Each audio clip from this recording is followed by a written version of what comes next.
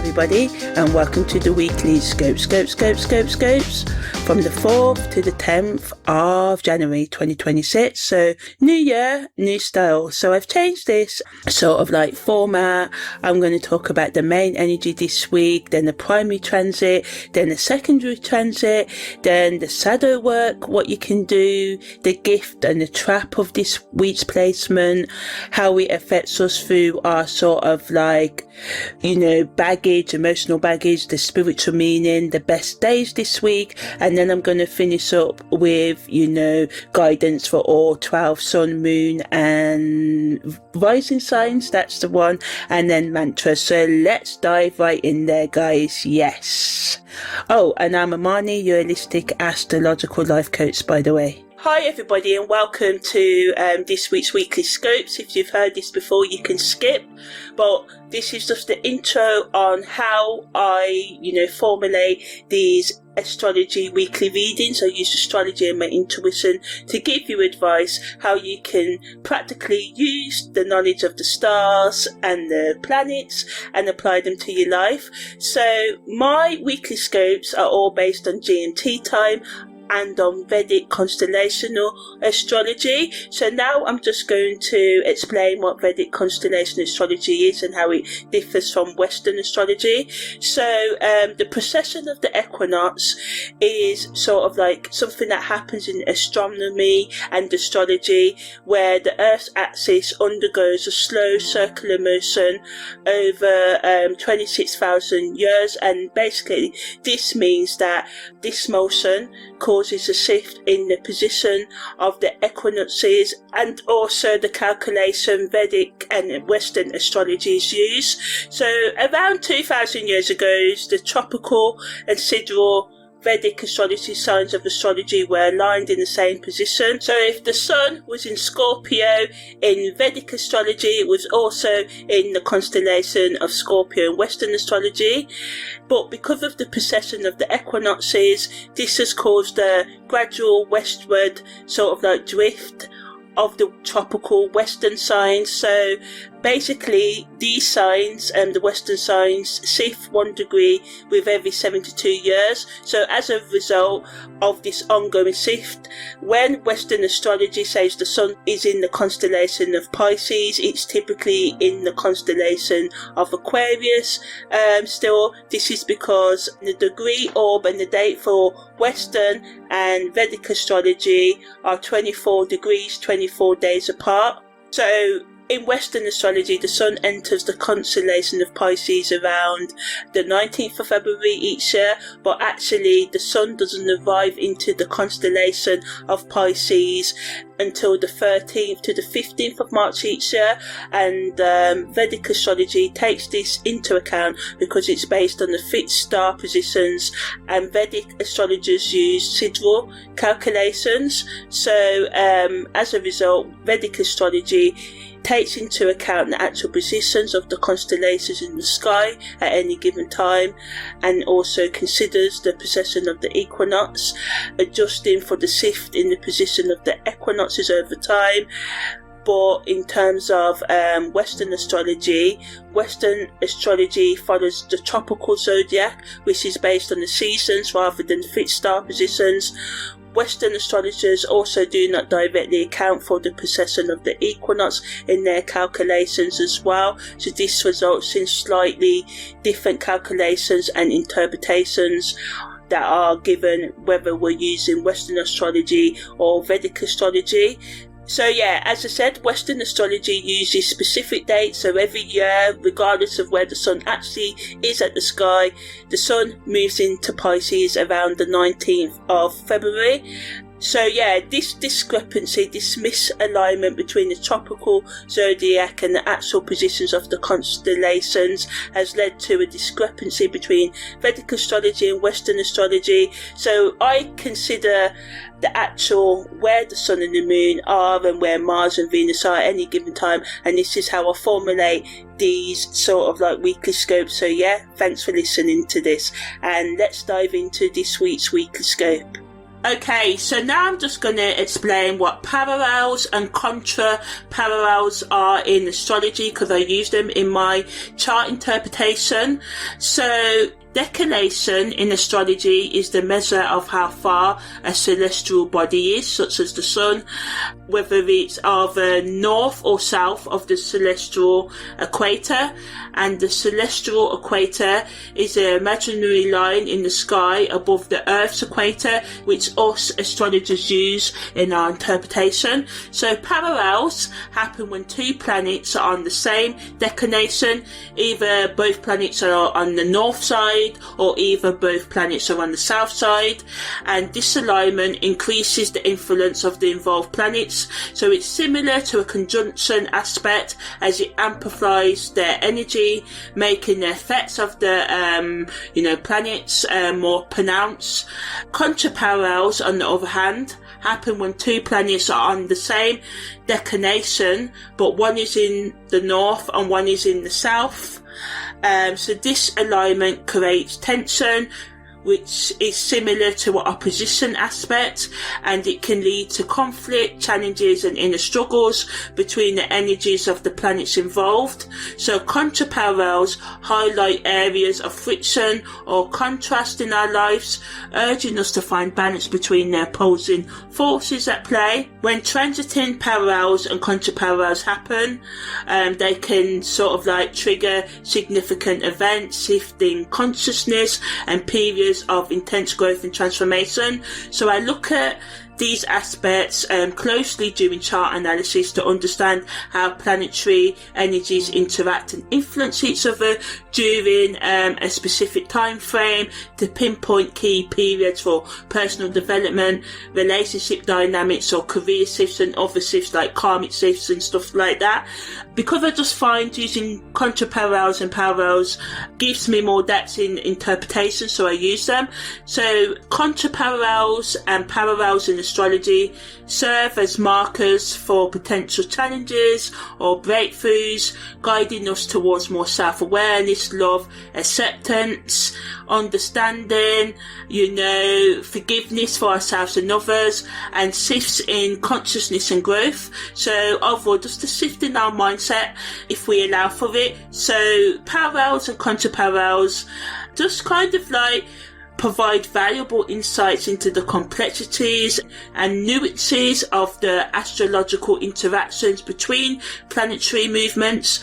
So yeah, that's the end of what contraparallels and parallels are. Hey, so this week's theme is when power stops asking permission, and we have the main aspects of Venus parallel Pluto. This came in on the 8th of December, is exact at 12:53 p.m. on the 19th of December, and is also exact again on the 6th of January this week, right, and leaves us on the 17th of January at 7:08 p.m. and Venus is in Sagittarius and Pluto's in Capricorn, and I'm going to tell you what all of this means, but I'm just going to tell you where everything is, right? So Mars makes a parallel to Pluto. Pluto's in Capricorn, Mars is in Sagittarius.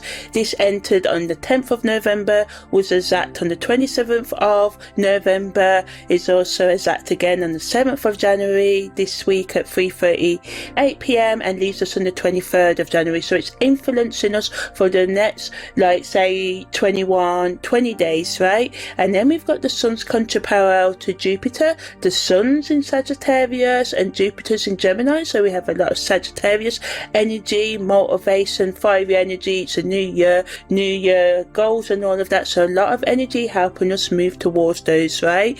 And the Sun's contraparallel to Jupiter, which is like an opposition, is exact on the 8th of January at 7:33 p.m. and leaves us on the 19th of January. And then we've got Saturn making a parallel to Neptune, and both of these are in Pisces, so it's the same as conjunction energy. This enters on the 9th of January, so that's why I mentioned it this week, because it's going to stay with us right up until the 15th of March. And this Saturn-Neptune conjunction is on and off for this year and over next year, but anyway, we're just dealing with this week.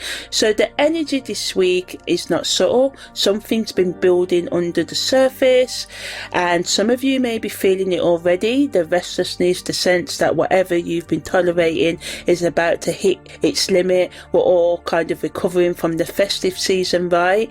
And a lot of this, this restlessness isn't just coming from outside of you this week. This is internal pressure, the kind that builds when you've been saying yes, when you mean to say no, when you've been making yourself smaller to keep the peace, when you've been playing the game by the rules that were never designed to let you win. And Venus power out Pluto, that peaks on Monday morning, and we've got the Mars's power out to Pluto that peaks on Tuesday afternoon, and beneath them both we've got the Sun's contra power out to Jupiter, asking what happens when growth meets restriction, limitation, because of the Saturn energy, right?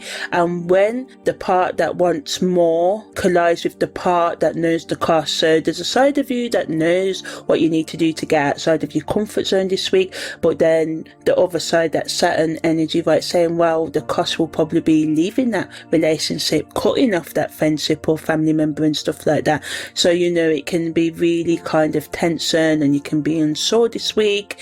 This week isn't just about choosing between desire, your needs, and power. It's about recognizing that the two have been operating together beneath your awareness for weeks now, and you're finally feeling that fusion and that combination creates, right? And as I said, you're tired of playing by the rules that were never designed to let you win, and it can feel uncomfortable this week, and it should be, because it's the time when we start pretending that the cage, our routine, our habits, the toxic relationships, thoughts, whatever is protection, we see them for what they are, things that are holding us back from being our best selves, right? So in terms of Venus's power out to Pluto, on the 6th of January, right, at 7:18, and Pluto's in Capricorn and Venus is in Sagittarius. So when the sort of like power out each other, it's the same intensity, the same depth. Pluto and Venus are operating together beneath our conscious awareness this week, and the power out means that planets aren't just aspecting, they're fused together, right? You're not choosing Venus or Pluto, you're getting both at once, whether you like it or not. So Venus in Sagittarius wants freedom, wants growth, wants to believe in something bigger, it wants expansion, it wants change, it wants you to get outside of your comfort zone. And Pluto in Capricorn says nothing comes without a price, nothing transforms without dying first. And if you want real power, you're going to have to look at what you've been avoiding, right?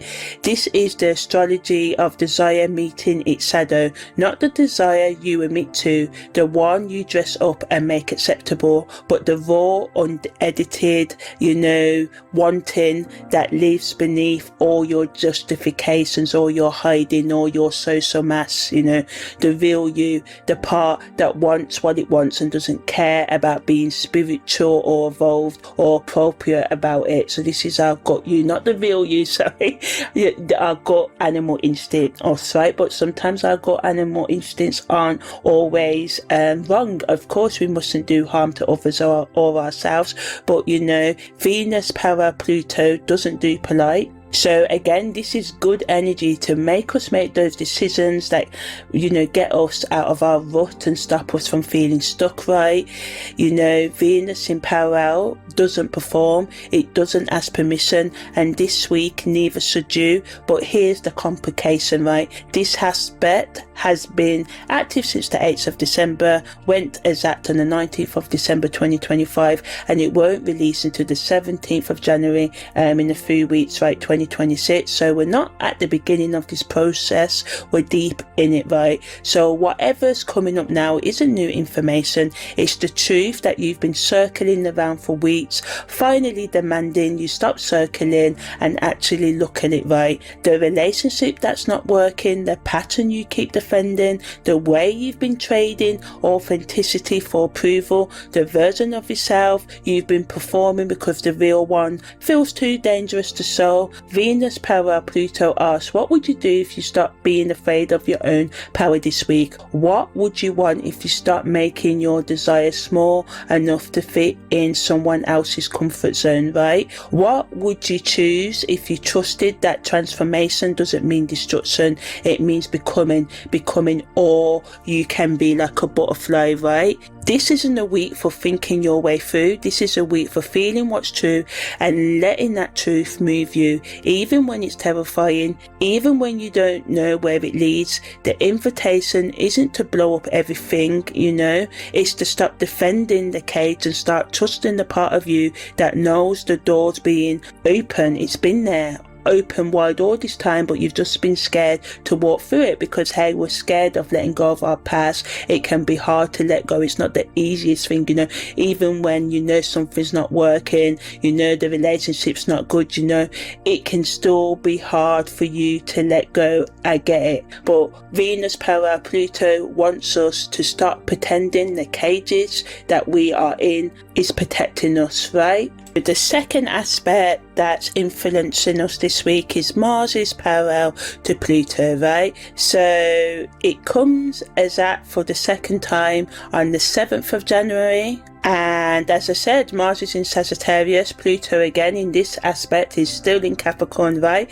And they're both at the same level of intensity and depth, and they are sort of like beneath our awareness. And if Venus parallel Pluto is all about desire meeting power, then Mars's parallel to Pluto is about will, what we want, our sort of like ego in the will, but will's just not ego, it can just be our highest intention as well. It depends how you use, right, your will, whether you use it in an egotistical way or in a sort of balanced way. So Mars parallel Pluto is about will meeting force.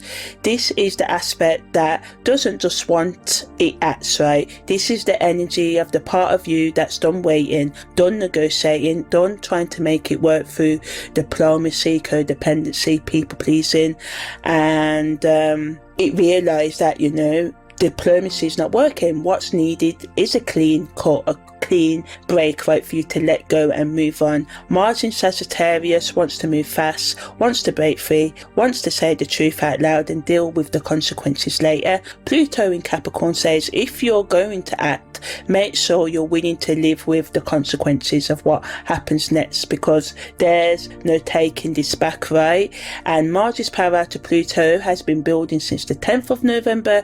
It went exact on the 27th of November and it's peaking again now on the 7th, right? And it doesn't release until the 23rd of January. So whatever action you're contemplating, right, whatever move you're about to make, you have been building towards it for months. This is an impulse, right? So this week's energy is reminding us, right, and supporting us to do the things we've been putting off, procrastinating. We're all guilty of it. We're all human, right? So, it's reminding us that change is inevitable and the pressure's been mounting for us to change and we typically ignore it, right? And the pattern's been repeating and now it's time to do something about it. Looking at the patterns, the friendships, the thoughts, the behaviours in your life, what's been repeating, is it healthy? Is it toxic? What do you need to do to let go, right? But here's what you also need to understand. Mars' parallel to Pluto doesn't care about being fair. It doesn't care about being reasonable. It cares about power, about survival, about not being the one who gets crushed. So the shadow of this aspect is using force when what's needed is boundary, right? Confusing aggression with asserting yourself. Burning the bridge because you're too afraid to just walk across it and leave. The trap is making the ending dramatic because you need the drama to justify the choice. The gift, though, is knowing when to stop trying to make it work and just let it end. The gift is understanding that sometimes the most powerful thing you can do is walk away without explaining, without justifying, without needing them to understand. Mars parallel Pluto doesn't owe anyone a story, it just knows when it's done. And that may seem a bit harsh and cold. I want to add in there a little disclaimer. Your situation, your life. Do you owe them a story or don't? Sometimes we think we need to give people more than what we need to, Of course we should do things in a way that does less harm, respect other people's boundaries, communicate in a way, but sometimes, you have to run from certain situations, especially if they're toxic toxic and controlling and stuff like that, right? So Mars parallel Pluto connects to Venus parallel Pluto because both aspects are about stopping their performance. Venus stops performing desire, Mars starts performing strength. Both are asking you to be real, even when being real is uncomfortable, right? Even when real makes people leave, even when real means you have to rebuild everything from scratch, right? The work this week is about letting the truth move through you without making it into violence and aggression and drama, right? Letting the power be power without needing to prove it, letting yourself want what you want, do what you need to do, and trust that the right people will stay and the wrong ones needed to go anyway, right? And sometimes it can be painful, because sometimes people don't care about us as much as we want them to, and as I said, it can be hard to let go, but we're being supported to do so this week astrologically. Okay, so now I'm going to talk a bit more about the gift and the trap of this week, because this week's trap is confusing intensity with truth. Mars and Venus both parallel Pluto, the Sun making a contraparallel to Jupiter.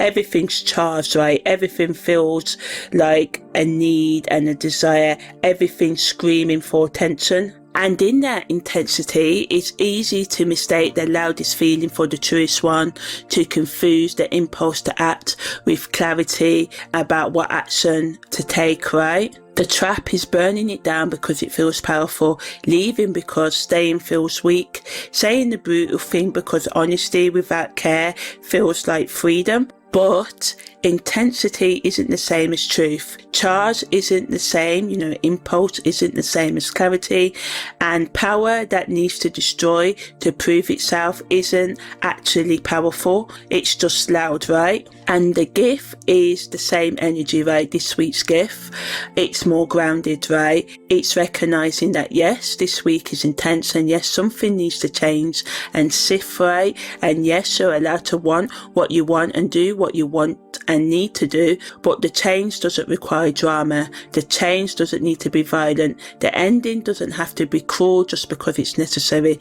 The gift is learning to use power with precision, using power with focus, cutting cleanly, speaking truthfully, acting decisively without needing to make it into a performance of how done you are. Like I'm over it, I'm done, sort of thing, The choice point is the pause. I'll say that again. The choice point is the pause. Before you send a text, before you quit, before you blow it up, pause. Feel the charge in your body. Ask yourself, is this clarity or is this reactivity? Am I responding to what's true or am I reacting to what's uncomfortable, right? Am I acting from power or am I proving I have it? The answer will tell you everything you need to know, because here's the other T. Venus parallel Pluto and Mars parallel Pluto aren't here to make you destroy everything. They're here to show you where you've been giving your power away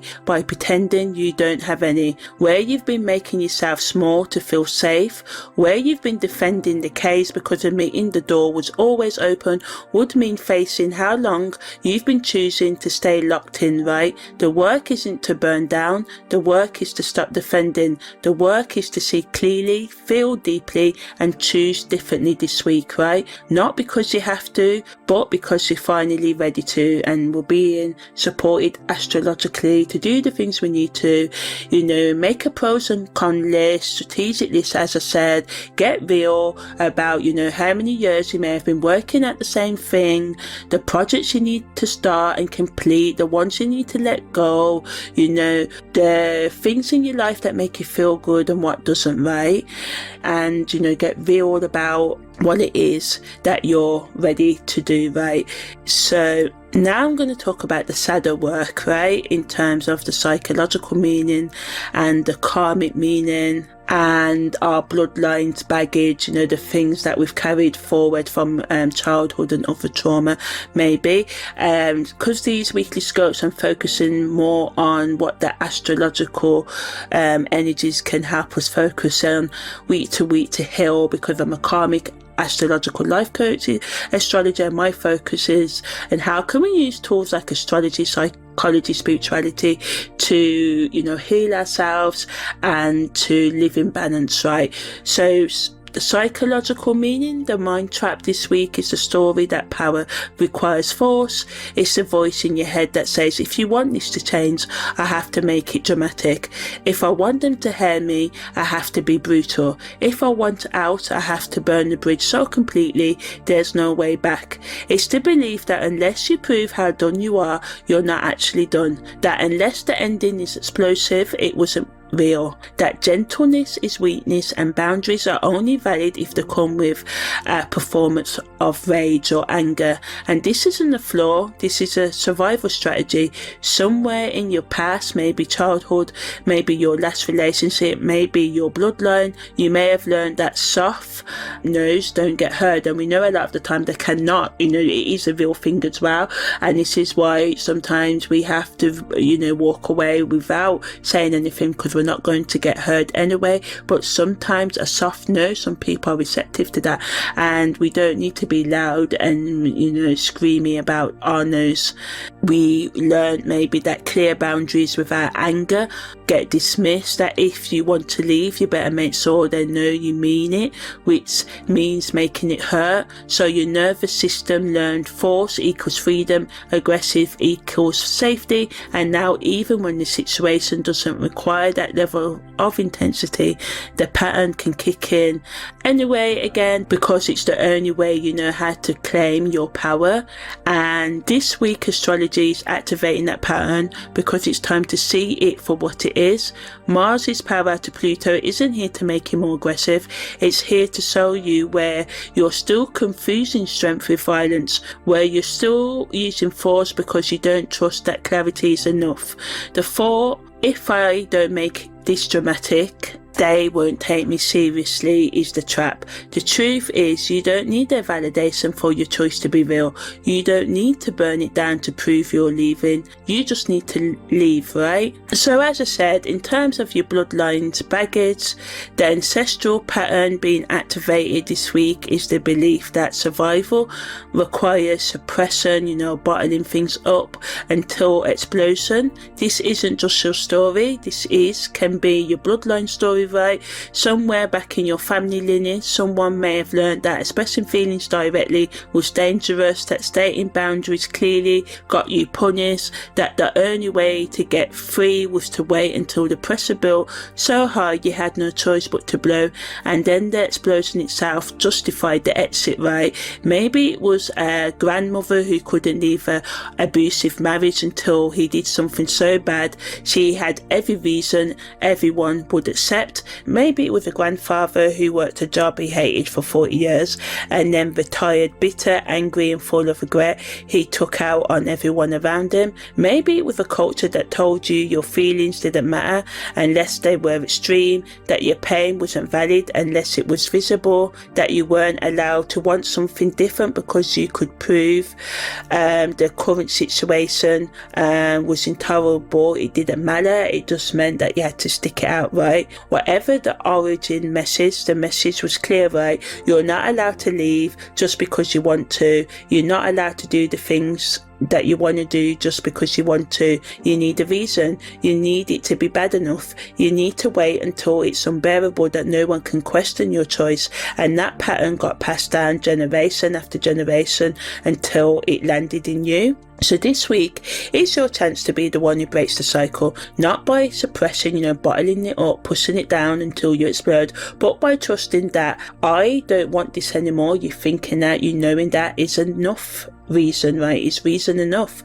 Not by burning everything down, but by walking away cleanly, clearly and calmly without needing the ending to justify the choice, right? Not by waiting until it's intolerable, but by honouring the moment you recognise it's not serving you and choosing differently because the damage, adds up and compounds. The work isn't just for you, it's for everyone who came before you, who didn't have the safety to leave when they wanted to, and everyone who comes after you who deserves to inherit a different model of what power looks like. And I know some of you may be in coercive and other tricky situations where you have to plan to leave, reach out to agencies and get help, domestic refuge in the UK.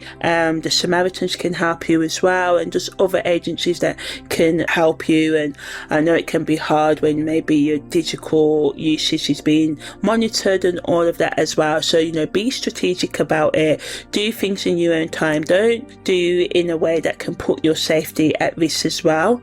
But ultimately, whether you choose to leave this week or you choose to stay and have the conversations, or you choose to make a plan to leave, you get to be the one who shows future generations that boundaries don't require explosions, that clarity is stronger than force, that real power whispers, it doesn't need to scream. So the spiritual lesson this week is about understanding your self-virginity, right? Having agency, running your own show, not as domination, not as control over others, but running your own show, being the main character in your own story, having agency, showing in a way that shows up as complete ownership of your choices, right? Your desires and your path, without needing external validation, without needing anyone to agree, without needing the conditions to be perfect before you move, right? So Venus parallel Pluto and Mars parallel Pluto together are initiating, you into a different relationship with power and self-empowerment. Most people think power is something you take, something you fight for, something you prove. But real power, soul level power, is something you claim by simply knowing it's yours. It's the part of you that doesn't need permission, doesn't need approval, doesn't need anyone to witness or validate or understand. It just knows, and it acts from that knowing. This isn't a test, this is an initiation. The discomfort you're feeling isn't evidence that you're doing it wrong, it's evidence that you're ready to step into a version of yourself that doesn't need a cage anymore. The part of you that's resisting, that's defending the old way, that's making a case for why you can't change it, that's not your soul, that's your conditioning, your programming from, how you was raised and how society tells you who and what you should be and all of that. Your soul is the part pulling you forward even when it's uncomfortable, even when you don't know what's on the other side. The higher purpose of this week is to stop asking for permission and start trusting the truth that's been living in you all along. The invitation isn't to have all the answers, it's to recognize that waiting for certainty is just another way of staying small. The door's been open, you've been defending it. This week is asking what happens if you just walk through.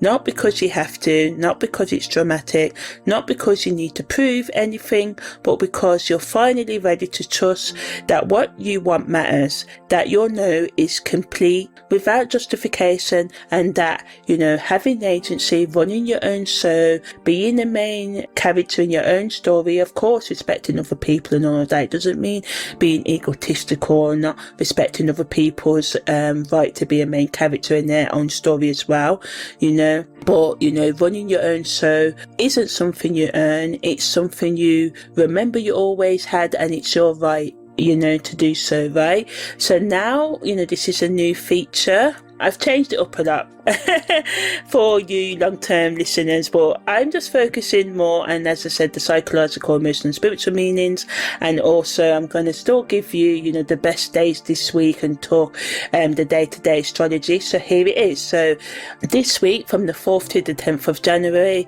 builds steadily from Sunday through Tuesday, and it peaks midweek, then starts to release by the weekend, right? So here's how to work with the rhythm. So on Sunday the 4th of January, Mars goes direct and leaves out of bounds after weeks of extreme, uncontained action. The energy starts to regulate. This is your last day to get clear on what you're actually doing with all this intensity, right? Mars going direct in Sagittarius, and then the 5th of January, Venus is parallel to Pluto, peaks. So this is the day desire and power fuse completely. Whatever you've been wanting but not admitting is visible now. Don't make big moves yet, just notice what's true, right? And on Tuesday, the 6th of January, if you're going to do something, make sure it's coming from clarity, not charge, not impulse. This is the best day for physical release. Go for a run, hit the gym, do some tai chi, yoga, sit-ups, whatever, squats. Move the energy through your body instead of at someone else, right? On Wednesday, the 7th of January, desire will merge, right? This is either the day you act from integrated power or the day you blow it up reactively. Choose wisely. It's a good day for difficult conversations if you can stay grounded. On Thursday, the 8th of January, the pressure peaks between the Sun's conjunction to Mars. It, allows us to grow also, So if you've been doing the work all week, this is when the change actually happens. If you haven't, then this is when things can get messy, so watch out for that, because we've got both, the Sun and Mars, both fiery energies, both in Sagittarius, making a conjunction. On Friday, the 9th of January, the Sun's opposition to Jupiter allows us to finally see both sides of any argument, and the last quarter moon says release what's complete. Don't hold on just because letting go feels like a loss, right? On Saturday, the 10th of January, the moon enters void of course for most of the evening, then enters Libra at 11:23. So use this energy to rest, process, and let the week integrate, come together. This is not a day for big decisions. This is the day you let your nervous system catch up to everything that's changed this week, right? Use this as a guide, not a cage. What I just said about the best days. If life demands you move on a rest day, trust yourself. But if you have a choice, then these rhythms will support you this week. The key is knowing the difference between responding to what's real and reacting to what's changed and needs to change, right?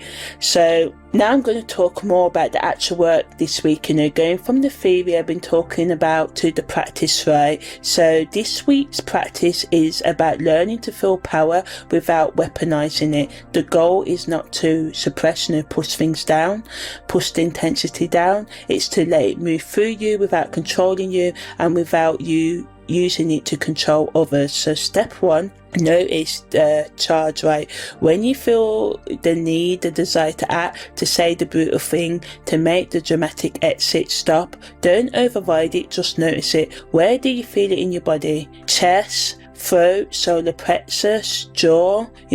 Step two, name it, say it aloud or silently. I'm feeling reactive, or I'm feeling in charge. This simple act of naming creates distance between you and the feeling. You're not the feeling, remember, you're the one noticing the feeling. That's the power. Step three, ask the question, what am I protecting by doing this right now? Not what you're reacting to, what you're protecting, right? Are you protecting yourself from vulnerability, from being wrong, from having to admit you stay too long, from people thinking you're weak? Step four, breathe it, 5 deep breaths all the way into your belly. Feel the charge without acting on it. Let your nervous system learn that intensity doesn't equal needing to act or react. You can feel powerful things without needing to do anything about them immediately. Step 5, wait. Give yourself 24 hours if possible. If that's not realistic, give yourself 10 minutes.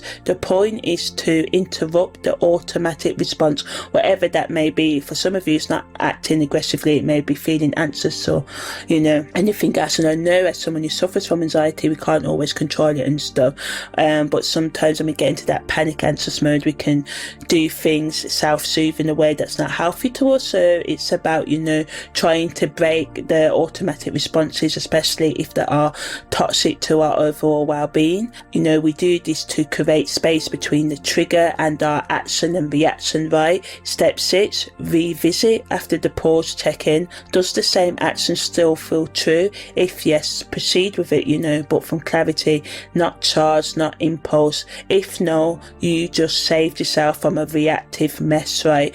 and you've learned that you can feel intensity or whatever emotion comes up, you know, without being controlled by it. And that's the whole work. This isn't about suppressing your truth. It's about making sure what you're acting on is actually your truth, you know, not just your wounding in a rage, right? Not just your psychological, emotional, spiritual wounds in a rage or anxiousness or any other emotion that you go into when you feel the need to react automatically. And as I said, the point is to interrupt the automatic response, whatever that may be, and to create space between trigger and action or reaction, right? So in terms of integrating all of this, you know, doing the work that makes it all real and where the real change happens, because inside, you know, me just saying all these things to you about what's going on this week astrologically without integration is just another story that we tell ourselves about why we can't change things. So here's how to make this work and energy work for you and real, right? So in terms of, you know, somatic release, body release, when the Mars Pluto or Venus Pluto intensity spikes this week and you feel like you're going to explode, move through your body, you know, shake it out, dance it out, run it out, scream into a pillow, punch a cushion, let your body do what your mind can't process. Don't think your way through the volcanic energy. Let it erupt in ways that don't harm you or others. You can also do some reflective writing. So set a timer for 10 minutes and use this prompt, which says the part of me that's ready to start defending the cage is, and you know, whatever that part is, whatever comes up, let it come up, you know, don't edit, don't perform, don't make it pretty, just let it land on the page. So the prompt is the part of me that's ready to stop defending the cage, so my comfort zone, the things that are holding me back, my toxic relationship, thoughts, whatever it is, you know, and then let whatever comes up on the page, or you can voice note it into your phone or whatever works for you, right? In terms of boundary practices this week, say no to one thing you normally say yes to out of obligation, guilt or fear. Notice the discomfort. Notice the story that comes up about what will happen if you don't say yes or comply. Notice the need, desire to justify, explain or soften the no. Then let yourself feel the relief underneath all that noise, right? Also, truth telling this week, the practice of it can be really good, you know. If there's something you've been avoiding saying, write it down first, then practice saying it out loud to yourself, hear your own voice speaking your truth.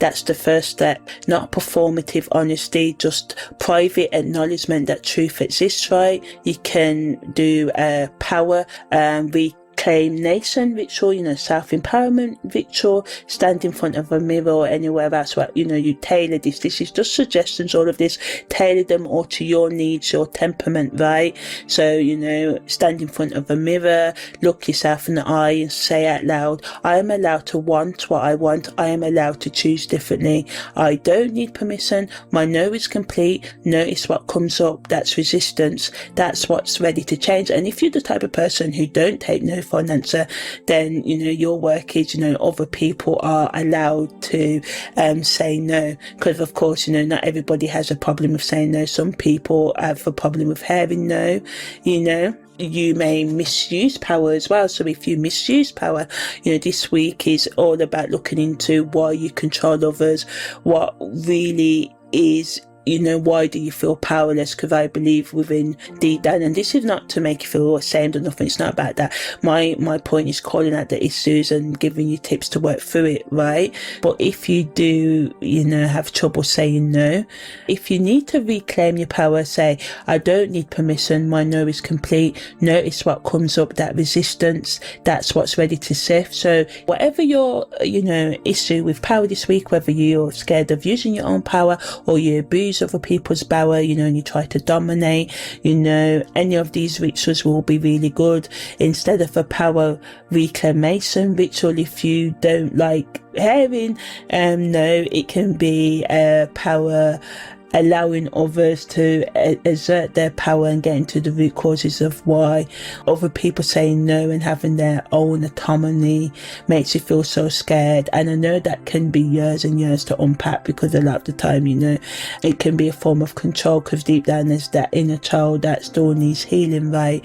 But whichever ritual that you choose to do, whether it's the power reclamation ritual, the truth telling practice, or the boundary practice, or reflective writing, or the somatic release, you know, pick one and do it fully. Don't try to do all of them and, you know, half-ass each one. One practice done with commitment this week will change more than 5 done because you think you should do all 5, you know, and that's the work this week. So ultimately, you know, this week's vibe check, you know, the proof in the pudding is that you will know that the work is working when you notice these changes this week. You catch yourself mid-reaction and pause. Even if you don't handle it perfectly yet, you feel the intensity without immediately needing to act on it, numb it, or make it someone else's problem. You notice the old pattern showing up, and instead of the same spiral, you just note it.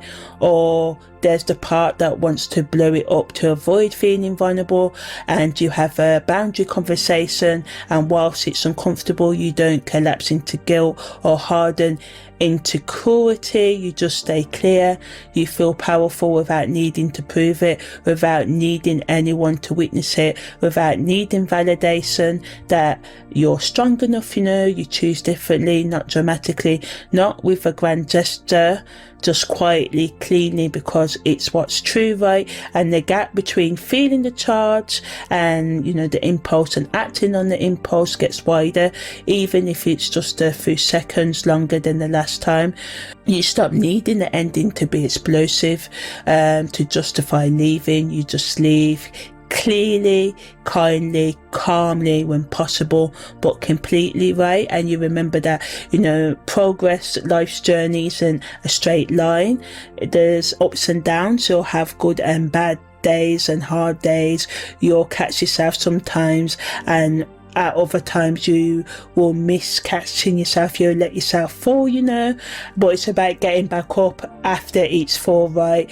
And what really matters is that you start noticing your patterns, and that you start creating space for yourself, and that you're allowing yourself to learn the difference between power and force, and that's the whole work, right? And the rest will unfold from there. So remember, because things can get heavy, right? So I'm just going to give you some grounding practices that you can do when the intensity gets too much this week as well, when you feel like you're going to explode or collapse on the ground, right? And this isn't avoidance, it's resourcing. Remember, you can't do deep work from a dysregulated nervous system. So you can do the 5, 4, 3, 2, 1 sensory reset. So name 5 things you can see, 4 you can touch, 3 you can hear, 2 you can smell, and 1 you can taste. This pulls you out of the storm in your head and back into your actual body, your actual now. You can do a cold water reset. So splash cold water in your face, hold ice cubes, take a cold shower. This activates your vagus nerve and interrupts the panic rage response. It's psychological, not mystical, and it works. You can put your feet on the ground, literally take your shoes off if you can. Stand on the earth if possible and feel your feet making contact with something solid. Say out loud silently, I am here, I am safe, I am held. Even if you don't believe it yet, say it anyway. Your nervous system needs to hear it, right? You can also do box breathing. Inhale for 4 breaths, hold for 4 breaths, exhale for 4 breaths, hold for 4 breaths, and repeat until your system starts to settle. And if 4's too long, do 3 or 2, you know. The point isn't perfection, it's regulation. You can call someone, you know, like a friend or the Samaritans in the UK or any other helpline, not to process, not to fix, just to hear a calm voice maybe. Sometimes the most grounding thing is not just being alone in it, right? Pick someone whose nervous system can help you settle, not someone who will increase the impulse and the charge, right? If you need to ground yourself 5 times a day this week, then ground yourself 5 times a week, or if it's 10 or 15, you know. Remember, you're not failing, you're doing deep work in a body that's learning a new way of being, that's brave, that's not broken, right? Okay, so now I'm going to give zodiac guidance for all 12 sun, moon and rising signs, right? So if Aries is your sun, moon or rising sign, this week lands in your 9th house of Sagittarius and the 10th house of Capricorn, the places of belief systems, higher learning, career and public reputation, right? So Venus and Mars, parallel Pluto, are activating your philosophy and your ambition at the same time. So the question isn't whether you want more, you do. The question is, are you willing to let go of the belief that wanting more makes you selfish, ungrateful or wrong? You have been climbing, achieving, proving yourself, but this week is asking you if you're climbing, working towards something you actually want, or just towards something that looks impressive. The breakthrough comes when you stop defending the path you chose, 5 years ago, and start questioning whether it's still the path that serves who you are becoming now. Don't just burn it down, just be honest about whether you still want it or not. Taurus, this week hits your 8th house and 9th house, right? The realms of shared resources, intimacy, transformation and growth. So Venus and Mars, parallel Pluto, are digging into your relationship with power, not just partnerships, but in how you handle money, sex, trust and vulnerability. So you've been trying to maintain stability whilst everything around you demands change and the tension is real. The part of you that wants to hold on is terrified that letting go means losing everything, but here's the truth. What you're gripping so tightly might be the thing that's actually keeping you stuck. This week asks you to examine what you are really afraid of losing. Is it the thing itself or the identity you've been building around it? Transformation doesn't require you to lose yourself. It requires you to become more of who you actually are. Gemini, this week activates your 7th and 8th house, your relationships, partnerships, intimacy and shared power. So Venus and Mars, parallel Pluto, are asking you to get real about what you're actually getting from your relationships, right? You're brilliant at staying light, at keeping things moving, at avoiding the heaviness by intellectualizing it. But this week, the depth work can't be avoided. The question isn't whether the relationship is good or bad, it's whether it's real. Are you showing up authentically, or are you performing the version of yourself that keeps things easy? Are they seeing you, or are they seeing the persona you are pretending to be, that you created to be acceptable? The work this week is about deciding whether you're willing to be seen, fully, or the messy bits, or even if that means they may leave, because staying hidden to keep someone isn't actually keeping them, it's keeping a version of you that isn't real. Cancer, this week lands in your 6th house and 7th house as well, daily routines, health, work and partnerships. So Venus and Mars, parallel Pluto, are forcing you to confront how much you're over-functioning to avoid dealing with the actual problem. You've been taking care of everyone, managing everything, keeping it all together, and it's exhausting. The pattern is, if I just do more, more work harder, be better, then maybe I'll finally feel secure. But you're learning that security doesn't come from perfecting the external, it comes from trusting yourself enough to set boundaries, And this week asks, what would happen if you stopped doing the thing you've been doing out of fear? What if you trusted that people would either step up or reveal themselves? The work isn't to do more, the work is to stop doing what was never yours to do in the first place, right? So Leo, this week activates your 5th house and 6th house. So your creativity, your pleasure, your self-expression and work. And Venus and Mars, parallel Pluto, are asking, what are you creating and who are you creating it for? You've got the fire, the vision, the ability to lead, but there's a part of you that's still performing for approval rather than creating from overflow, abundance of being your full self. This week is asking you to examine the difference between self-expression that's authentic and self-expression that's designed to get applause and likes and all of that, right? Are you making art or content or whatever you're making? Or are you making proof, you know? Are you leading because it's your calling or because you need to be seen, right? You know, the breakthrough comes when you stop needing the validation and start trusting that your creative power is within you. You know, it's inherent, not earned, and you don't need permission to shine. You never did. So Virgo, this week lands in your 4th house and your 5th house of creative and self-expression, home, family and roots. So Venus and Mars power Pluto are unearthing, digging up old family patterns around worthiness, productivity and the permission to rest. You've been holding it together, fixing things, making it work, but underneath that competence is a bone deep exhaustion, you know, burnout. For some of you, right? The part of you that believes rest is earned, the part that believes that playing and having, you know, rest is frivolous and not needed, that you're only valuable when you're useful in doing something, you know, and that part of you is being challenged this week. So ask yourself what would happen if you start making productivity your identity. What if you trusted that you're allowed to make things just because you want them, not because you've earned them through suffering? The work this week is about releasing the central belief, you know, the generational belief, or, you know, just the belief in general that your worth is conditional. It never was. You inherited a lie, you know, like a lot of us have.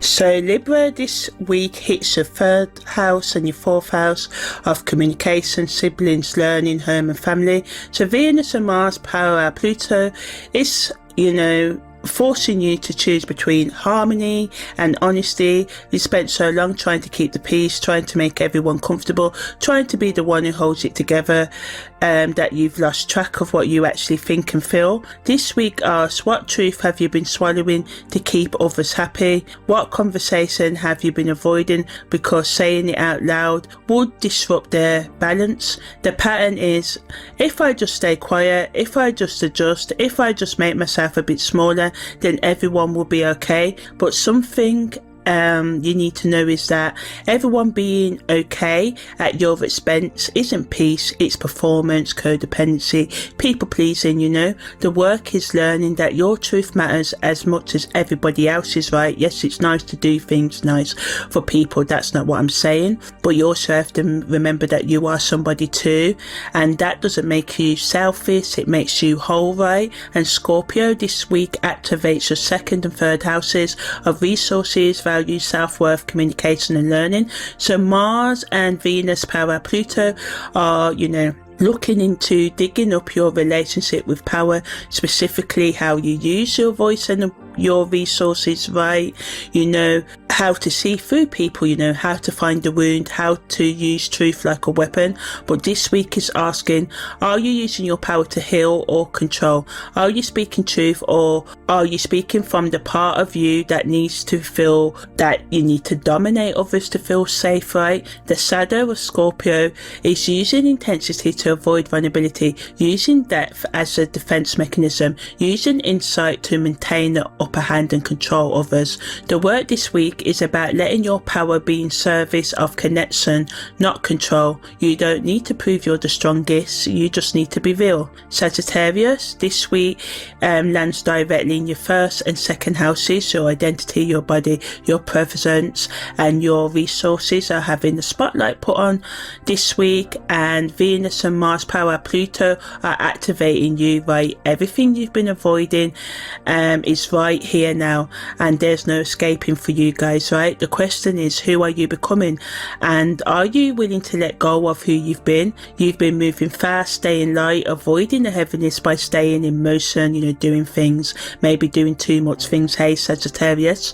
But this week asks you to stop running and actually feel what's here. The pattern you're defending, the identity you're protecting, the version of yourself you think you need to be is not serving you anymore. The work is letting yourself yourself being transition without needing to know what's next. Trust the becoming. You don't need the destination yet, right? Just enjoy the journey. Capricorn, this week hits your 12th house and your first house of the unconscious, hidden realm, spirituality and your personal identity, right? So Venus and Mars, parallel Pluto, are operating in the shadows beneath your awareness. You're feeling the pressure, but you're not entirely sure where it's coming from.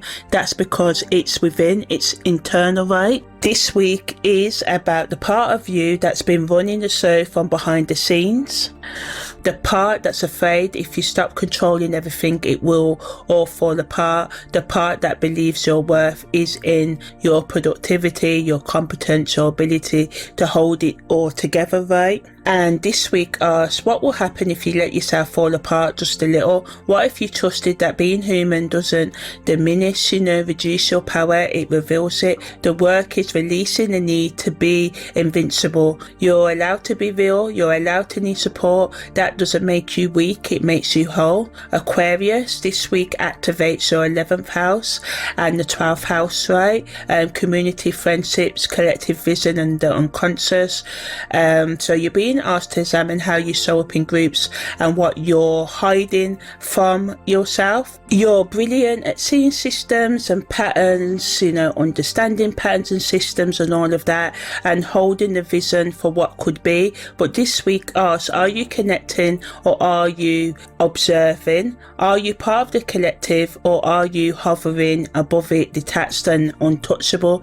The pattern is using intellectualism, being logical as a shield, using detachment as protection, staying in your head because being in your heart feels too vulnerable. The work this week is letting yourself be affected, letting yourself care without needing to control, letting yourself be part of something without losing yourself.